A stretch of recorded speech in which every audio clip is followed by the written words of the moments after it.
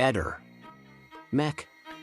Pallister. Ieri è stato prelevato anche il DNA di Fulvio Covalero, era sicuramente una cosa che andava fatta prima. In ogni caso lui l'ha presa molto bene, ha ironizzato sui social dicendo mi hanno prelevato il DNA, adesso sono nei guai. Quello che invece molti non si spiegano è perché sia stato richiesto il DNA del figlio di Sebastiano Piergiorgio, perché naturalmente i DNA tra parenti, soprattutto in gradi così vicini, sono molto simili. E allora perché andare ad approfondire Piergiorgio? Difficile trovare una risposta, forse come nel caso di Yara Gambirasio, il sospetto che magari Piergiorgio non fosse il figlio reale di Sebastiano, cosa improbabile, oppure magari un DNA precedente è simile ma non identico a quello di Sebastiano, per cui l'approfondimento sul figlio è cosa ovvia, probabilmente in una tale circostanza sarebbe già stato richiesto in precedenza il DNA del figlio. Ehi, non dimenticare di iscriverti a questo canale.